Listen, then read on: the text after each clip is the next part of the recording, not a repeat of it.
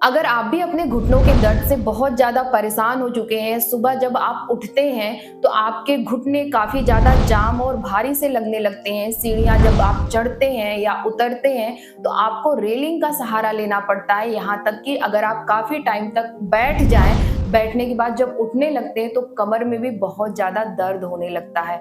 अगर इन सारी समस्याओं से परेशान हैं तो इस वीडियो में मैं आपके साथ एक ऐसा ऑयल शेयर करने वाली हूँ ना, जिसको लगाते ही आपके घुटनों का, पैरों का, कमर का ये दर्द चुटकियों में चूस लेगा। तो चलिए वीडियो को स्टार्ट करते हैं। उससे पहले अगर आप मेरे चैनल पे नए हैं तो चैनल को सब्सक्राइब कर लीजिएगा, बगल में जो बेल आइकन है उसे हिट कर लीजिएगा ताकि मेरी वीडियो का नोटिफिकेशन आप तक पहुंच सके। इस ऑयल को प्रिपेयर करने के लिए हमें लेना है एक करेला। करेला को अक्सर हम यही जानते हैं कि ये ब्लड शुगर को नियंत्रित करता है और हमारे सेहत के लिए बहुत अच्छा रहता है, लेकिन बहुत कम लोग जानते हैं कि जो करेला है वो घुटनों के दर्द या फिर कमर के दर्द में भी बहुत सहायक होता है, क्योंकि करेला के अंदर ना विटामिन सी, पॉलीफेनॉल, एंटीऑक्सीडेंट पाए जाते हैं जो कि शरीर के फ्री रेडिकल से बचाने और सूजन को कम करने में मदद करते हैं। अक्सर हमारे जोड़ों में ज्यादा दर्द तब होने लगता है जब वहां पे सूजन होने लगता है। तो ये जो पॉलीफेनॉल पाया जाता है ना, ये उसी सूजन को कम करता है। जब आपके जोड़ों के दर्द का जो सूजन है वो नियंत्रित होने लगता है तो आप देखेंगे कि आपका दर्द भी खत्म होने लगेगा। आप अक्सर देखिएगा कि अगर आपके घुटनों में दर्द हो रहा है ना, तो वहां पे आप ध्यान से देखेंगे ना तो घुटनों में आपको सूजन भी दिखाई देगा, और जैसे जैसे वो सूजन कम होता जाएगा आपके घुटनों का जो दर्द है वो भी काफी ज्यादा कम हो जाएगा।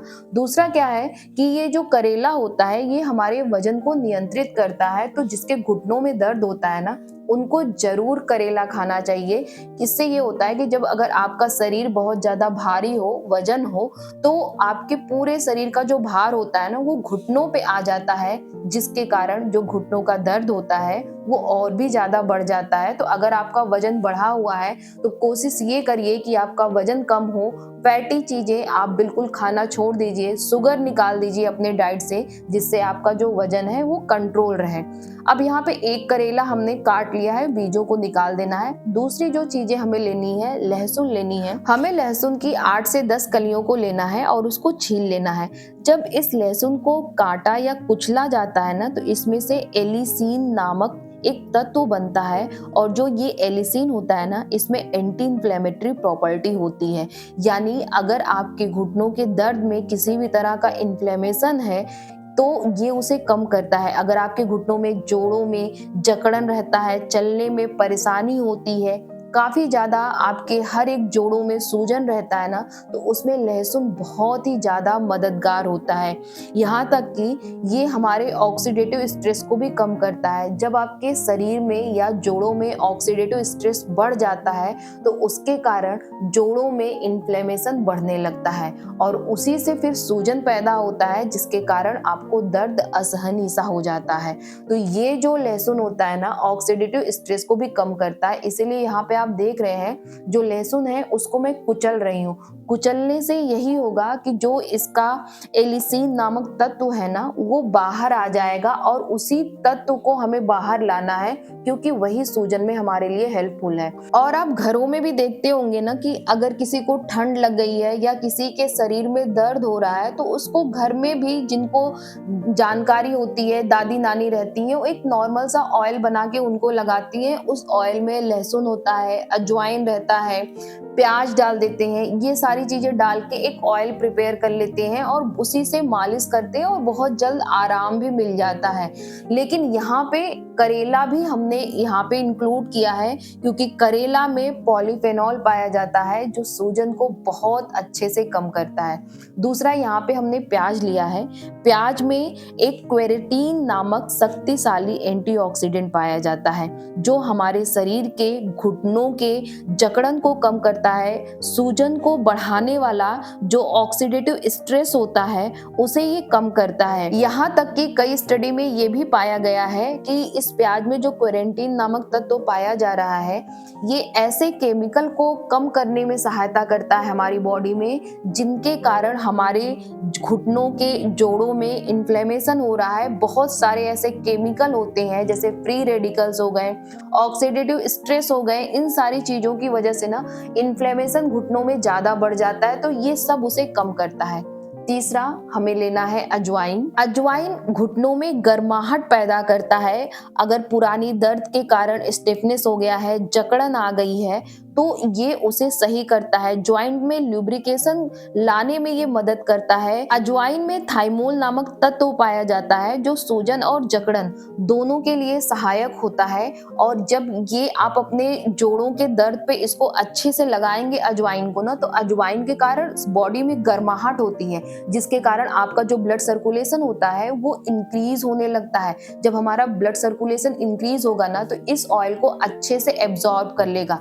इसलिए जब इसकी आप अच्छे से इस ऑयलिंग की मालिश करेंगे ना, तो ये सारी चीजें आपके बॉडी में फास्टली क्या करेंगी, ये एब्जॉर्ब हो जाएंगी। क्योंकि जो अजवाइन है मेनली यहाँ पे तो ये गर्माहट का काम ही करता है। और आप अक्सर देखते हैं कि जो अजवाइन होता है वो ठंडियों में इस ऑयल की यानी अजवाइन की ऑयल की मालिश की जाती है और उससे ठंडी भी कम लगती है। रीजन यही है कि अजवाइन से शरीर में गर्माहट अच्छे से आ जाती है।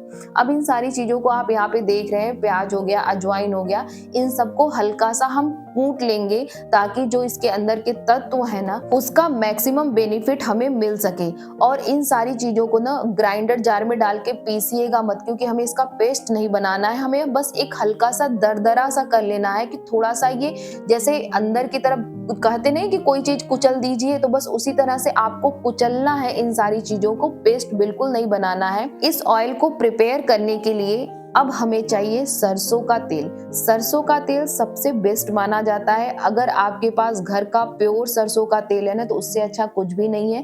इसको पहले गैस पे रख दीजिए, थोड़ा सा जब ये गर्म हो जाए तो सारी चीजों को इस ऑयल में अच्छे से आप डाल दीजिए, मिक्स कर दीजिए। और मिक्स करने के बाद आपको ये ध्यान रखना है कि फ्लेम बहुत ज्यादा हाई नहीं करना है।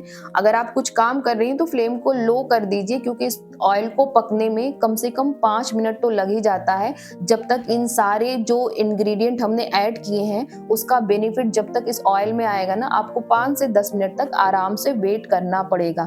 इसको अच्छे से आप देख रहे हैं कि मैं यहाँ पे चला रही हूँ ऊपर नीचे करके, क्योंकि सारी चीजों को पकाना है, जलाना नहीं है। अगर ये ऑयल जल गया तो इसका आपको बेनिफिट बिल्कुल भी नहीं मिलेगा। तो इसको ध्यान आप रखिएगा कि इसको आराम से धीमी आंच पे पकाइएगा, जलाइएगा बिल्कुल भी मत। जब ये सारी चीजें अच्छे से पक जाएं, यानी हल्की सी ब्राउन कलर में हो जाए, तब आप गैस के फ्लेम को स्लो कर दीजिएगा और थोड़ा सा इसको और पका लीजिएगा। जब ये अच्छे से पक जाए तो तेल को आपको ठंडा कर लेना है। ठंडा कर लेने के बाद इसको छान लेना है। इस तरह से आप कोई साफ छन्नी ले सकते हैं या कॉटन का कपड़ा ले सकते हैं, उसमें आप इसको छान लीजिए। और ये जो सारी चीजें बची है ना, इसमें भी अभी ऑयल है, तो इसको क्या करना है, छन्नी पे रख के इस तरह से किसी भी स्पून से आपको प्रेस करना है, तो जितना भी एक्सेस ऑयल इसमें रहेगा वो सारी चीजें आपका बाहर आ जाएगा।